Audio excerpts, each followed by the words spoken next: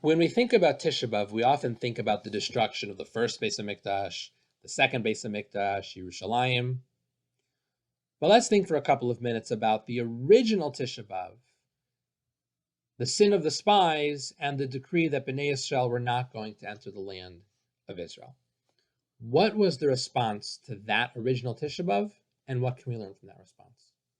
We open up the Chumash to Parak Tes Vav, Sefer Bamidbar. Immediately after the sin of the Meraglim, we find something very surprising. Torah gives us a list of mitzvos, beginning with the mitzvah of Nisachim, that when someone brings a karban, they're not only going to bring an animal, but they're also going to bring flour, oil, and wine, along with the animal. The Ramban explains why this is the mitzvah that's here and why this is the immediate response to the sin of the Meraglim. And it's because the Torah says that this mitzvah is only going to apply once you enter the land.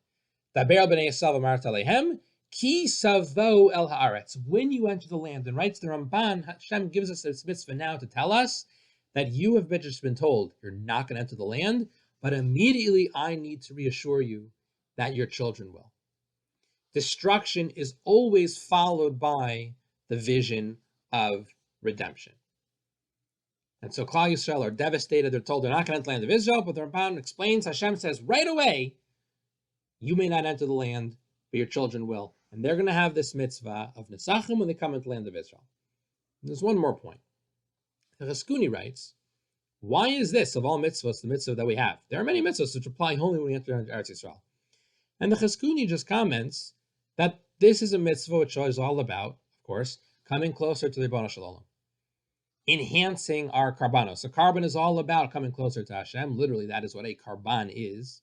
And we now are enhancing the karban instead of the way it was originally when the Mishkan was first built. You just brought an animal.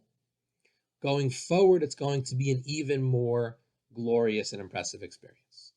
Here, there's going to be an animal. There's going to be a mincha, there's going to be oil, there's going to be wine. You're going to bring a whole system when you come to bring a karban.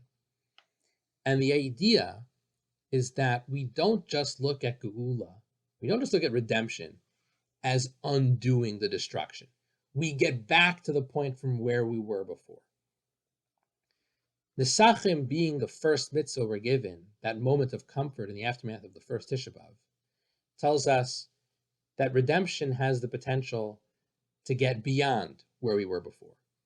The suffering, the crisis, the pain can be harnessed and used to build to get to a point that when we reach that level of redemption, it all comes together and we're stronger than we were before. Before the first Tisha B'Av, we just brought a karban.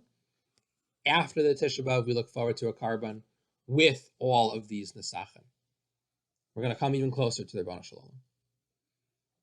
Rabbi Rosenzweig points out that Megillas Eicha ends, of course, with the pasuk Hashivinu Hashem Elacha ben Hashuva, and the Targum translates there that it's going to be a complete tshuva, tshuva me'ava, which the Gemara in Yuma says is a tshuva which leaves us closer to Hashem than we were before the sin. Zidonos nasu kizchuyos, sins can turn into merits.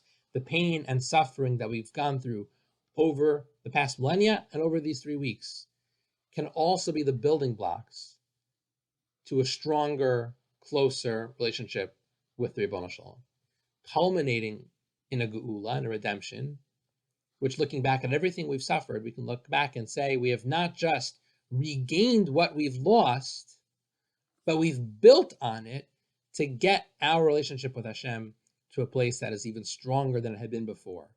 Hashivenu Hashem Elacha ben Hashuva, may this be the year that we merit to see it in full.